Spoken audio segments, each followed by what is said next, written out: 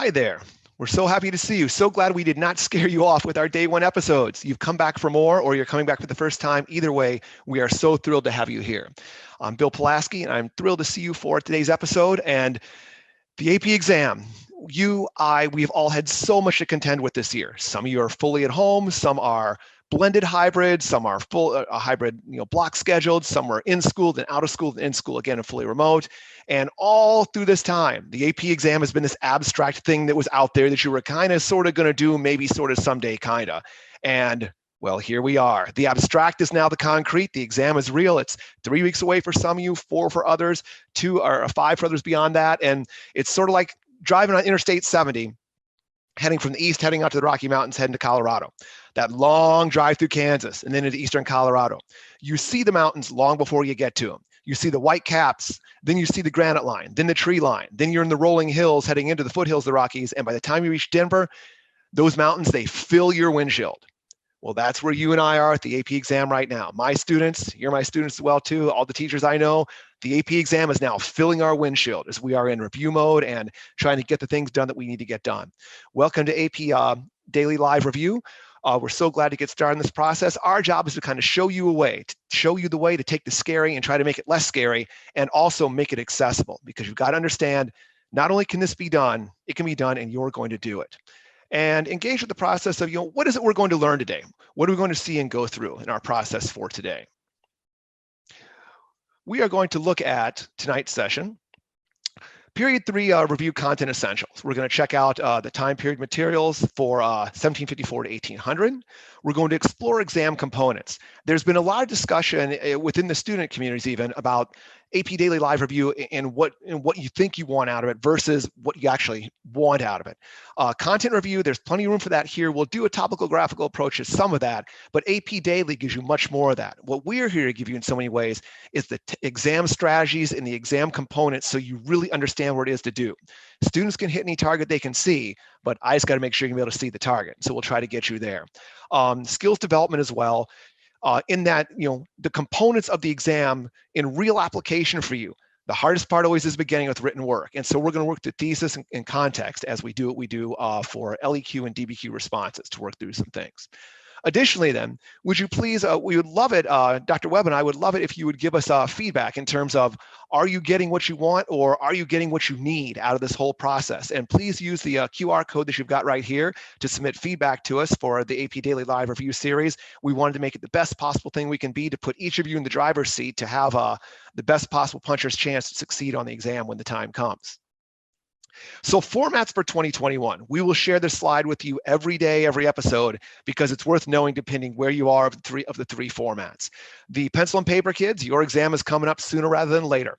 And it is the traditional exam. It is the exam that has been the universal model that we've always seen, the pink booklets, the green booklets with all the essays in them, 55 questions, 55 minutes for the multiple choice, combined with 3 short answer questions, with a modest amount of choice on the 4th question for 40 minutes, then an interval in between, followed by section 2, which is all the writing, 1 hour and 40 minutes, all chunked together in one big chunk of time. And so you can pursue that in any order you wish for that second session of the writing. You can do LEQ first or DBQ first to your call.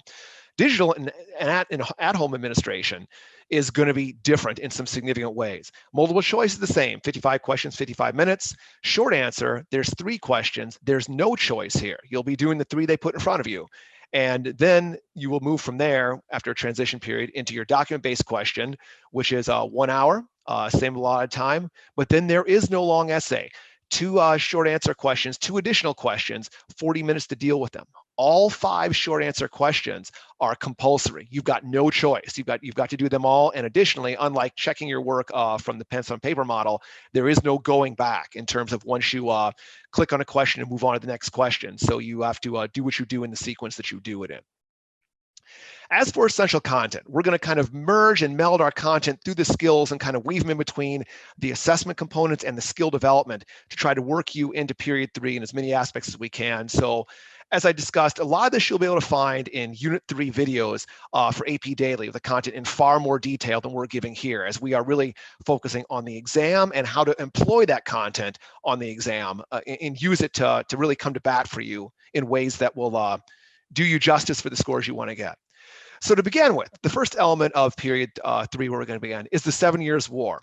And a quote that I've used, you may have even seen it in AP Daily, I use it in my classes all the time. Wars don't always solve old problems. Sometimes they create new ones. And the 7 Years' War, American Revolution, any number of wars are exemplars of this. And so for our purposes, you want to concern yourself, as with most conflicts, with causes and consequences. The AP exam doesn't do a whole lot with bullets and bombs, military strategy in that sense. But what got this war engaged? Imperial competition, as two great powers, the French and the British, are struggling, contesting for control of a continent. And what was driving that in many ways was competing land pressures as British colonial settlements were moving further and further west, spilling over into the Ohio Valley, into the regions where the French and Native American tribes had largely seen as being their territory and their regions. The consequences of this war, in many ways, will be the great expense that this war generates for the British. And this has real impact down the line, because as the war is over and there's expenses and the British want to remedy this and get this economically paid for, that tight coalition between the colonials and the British that took 7 years to forge in this war, it unravels once you take away the bonding agent of fear of the menace of the French and their Native American allies. So the post-war policies after the French and Indian Wars, a close examination here, and colonial reactions, references something that I call the ladder of escalation, as the British would engage a policy and the colonials would resist or counter that policy, and the British would have to counter that, climbing up a ladder each time, increasingly to a position at the top of the ladder where there is no going back. And the big narrative of this entire pre-war period, pre-Revolutionary War period, is two sides that are not really talking to each other, but talking past each other. Not even talking at each other, but talking past each other. The British point of view, the British emphasis is on expense. Money, bills, expenses. The colonial point of view is all about rights, and prerogatives. And so they're really not having that same conversation. And this is, in many ways, the kernel of the argument, or the big heated political philosophical debate about salutary neglect, where the colonials were left alone and got used to governing themselves, versus virtual representation, the notion that Parliament actually made laws and governed on behalf of the colonies, which is very different than the idea of the colonials being Englishmen simply not living in England. A few minor important laws and events down here, British policies, bigger ones. These are not compulsory on the exam, but they're some of the lowest hanging fruit for evidence for you to use as support. For arguments and positions as proof would be the Proclamation of 1763, preventing colonial settlement in the within the Western frontier, Stamp Act, Quartering Act, soldiers in their homes, and the Tea Act as well. The colonial responses in many instances involved the Sons of Liberty, committees of correspondence, Sons of Liberty being the muscle behind the revolutionary movement, the committees of correspondence being sort of the intellectual exchange among colonial leaders, sort of a networking pace, and then boycotts or non-importation of goods, and the Boston Tea Party. As for the revolution itself, like the French and Indian War, 7 Years' War, causes and consequences, more important than bullets and bombs. What was the ideology? What was the Enlightenment thinking that drove the revolution? Tom Paine's Common Sense, which posits the argument that the revolution was inevitable and necessary, and did make common sense because England was using us. The mercantile relationship was of no benefit to the colonies, a document that was short and to the point and changed minds. Enlightenment thinking like natural law, which argued that colonists and all human beings derived their natural rights from God, not from any government or monarch or king. Along with that being the social contract, the idea that governments generated their powers from the consent of the governed, and the Declaration of Independence, which brings together so many of these things into a real expression of the American mind on the brink of revolution. As for the conflict itself, the struggles, not unlike the struggles in your current times in the soon-to-be ending Afghanistan war, the struggles of a conventional force fighting an irregular force really tormented the British in many ways. And the Minutemen and the Continental Army fighting this sort of to win by not losing. And with two major victories at Saratoga, which engages the French to think that the Americans can win, and it's in their interest, the French interest, to see them win. And then Yorktown, whereby you see the loss of a second major British army, ultimately leading to the conclusion of the war. Post-war, democratization or social leveling, the idea that the rhetoric of revolution, important for you to bring across, worked its way into popular thinking. And the revolution was not just simply to preserve the hierarchy in the colonies, but at the lower levels of society, the revolution becomes this lowercase d democratic impetus to make society truly equal in many ways. Republican motherhood is an outgrowth of this, the notion that the roles of women as being domestic and nurturing in terms of raising the next generation of young men who will someday grow to lead the country gives women a different status, if you will, but their roles remain the same, a different importance to to positions they've already had in society. And of course, the decentralization of power at the state and federal level, which is what the Americans thought they wanted. But again, be careful what you think you want. They built a government that was deliberately weak on purpose. The weaknesses vastly outnumber the strengths: no taxation power, no executive branch to actually carry out laws, no judiciary, no way to resolve disputes between the states, no army, no taxation power. I think I said that already. The two big successes: this is the government that does successfully win the Revolutionary War, bring it to its prosecution and conclusion, and the Northwest Ordinance, which establishes a rational policy for bringing new territories and incorporating them into the Union as full states rather than colonies of their own.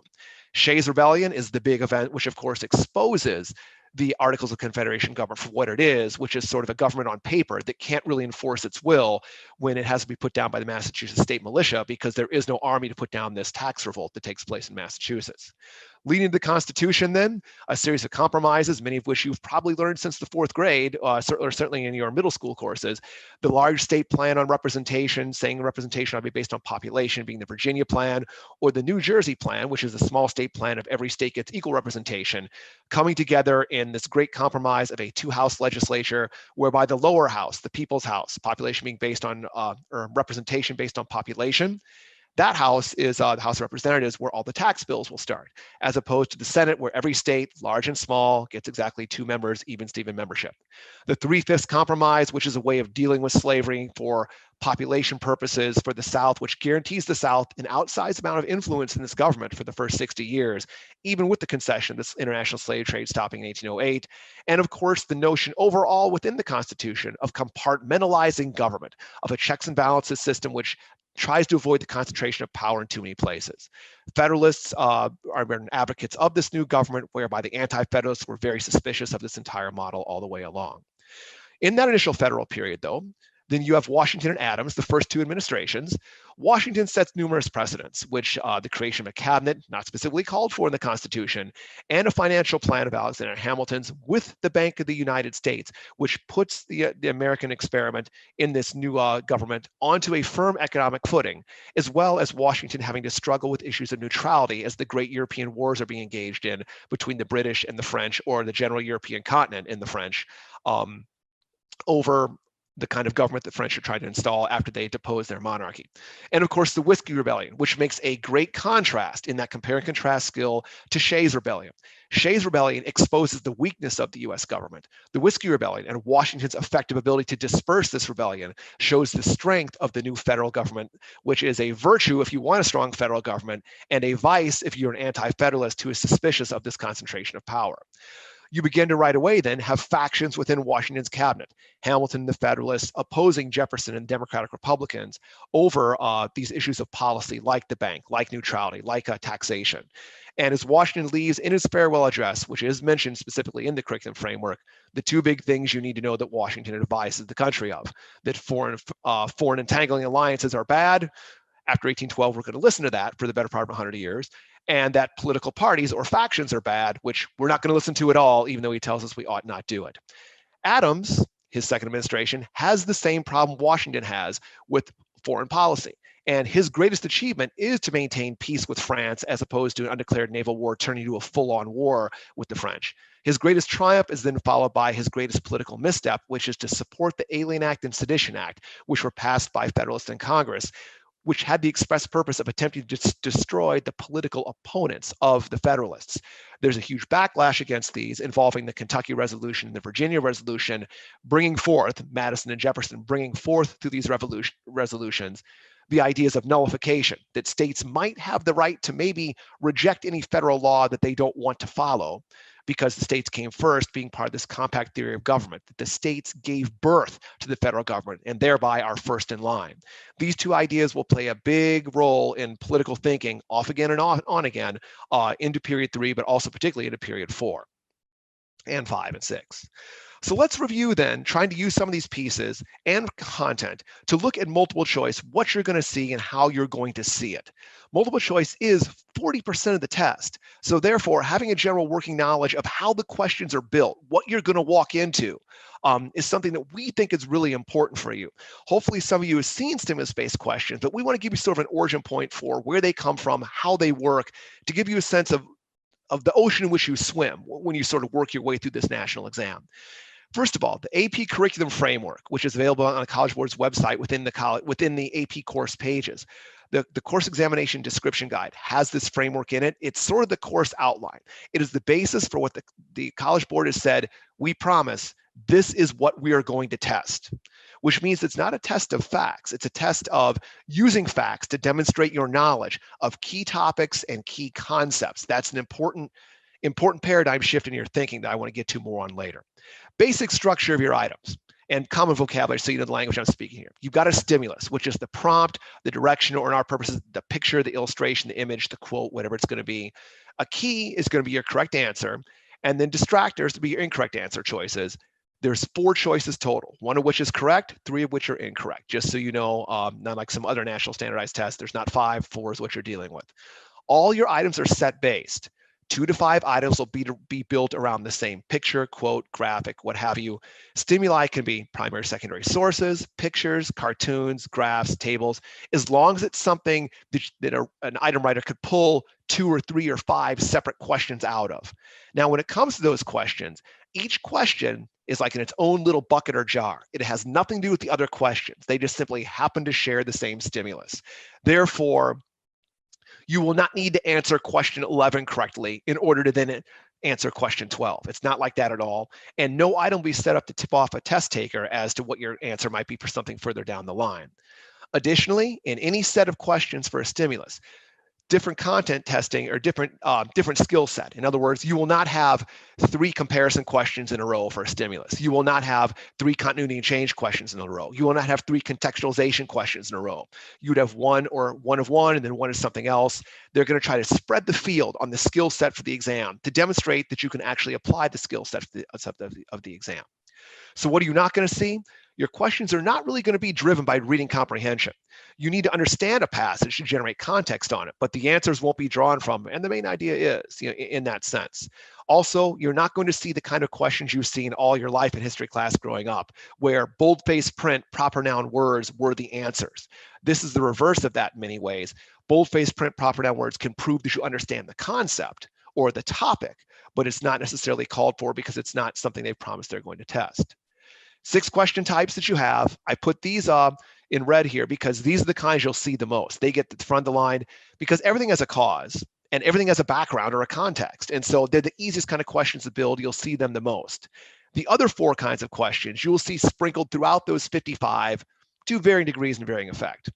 So just really quick, causation questions, which you'll see a few of in the exemplar, which the following is a major cause or effect of something. This is what you're going to see an awful lot. It'll be set up this way, so you're going to know they're giving you questions that do that. This is really where they test it. Context, there's about 4 different ways to get to that, which is being background. This best reflects the following historical pattern, or the image, the prompt is most likely a reaction to what thing that's happening during this time, or it's most directly associated with or is evidence of this thing, or it strongly suggests something about the era in which that question came from. Those are the 4 ways you kind of do context. Comparison, continuity are both sort of asked the same way, because comparison is in some way, continuity is sort of a subset of comparison, because continuity is, what stayed the same, what got different. You're comparing same and different. So what are your similarities and differences? Or how could one region or pattern differ from another region or pattern? Or the last one, which if your teachers have shown you these questions, is sort of the cross period question. How is this thing happening in period 3? What thing is it similar to that's happening maybe down the line somewhere in period 5 or in period 7? The kind of questions that make you have to connect your history over the long haul. Argumentation questions, you'll see a piece of evidence that most directly supports a claim that you see in an excerpt or cartoon. Ask you to identify a piece of evidence supporting some common argument. And then last of all, use of evidence, putting you in the shoes of the persons or the groups of history. What group or what individual, what party would most likely support or oppose some idea that you see within an excerpt? So let's look at an example now. That was a lot to throw at you. I concede that. You can go back and take a look later on, but that's just to give you a sense of what's built in that multiple choice part. Hypothetical stimulus.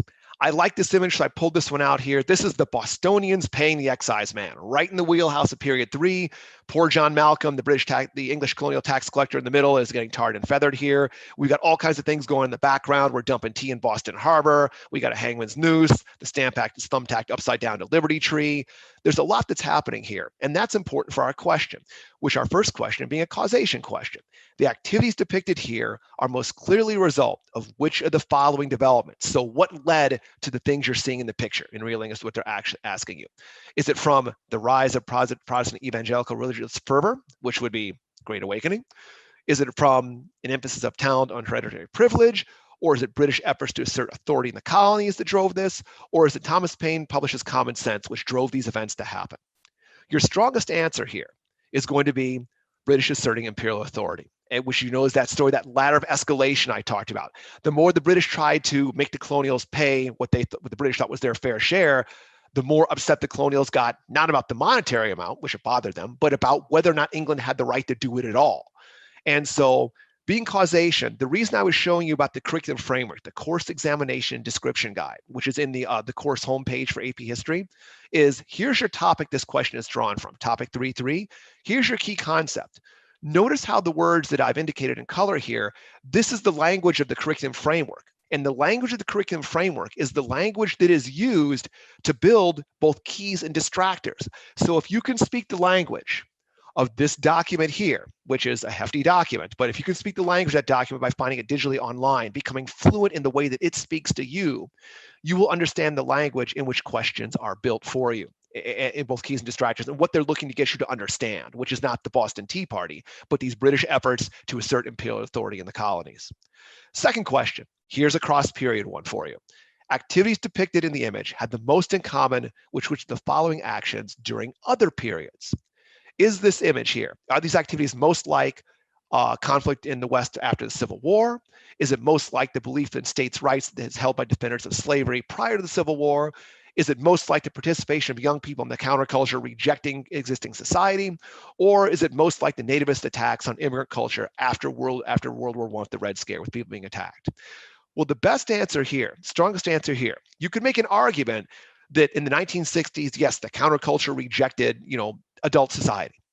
All right, the difference is, did the counterculture, there's the best answer, and there's a good answer, and then there's the best answer. Your strongest answer here is defenders of states' rights and defending slavery, because the counterculture, for their part, never actually tried to create a fully cohesive nationwide separate society. Whereas those who defended states' rights and slavery, I mean, the image in the cartoon, the illustration here is going to culminate in revolution and a break of societies.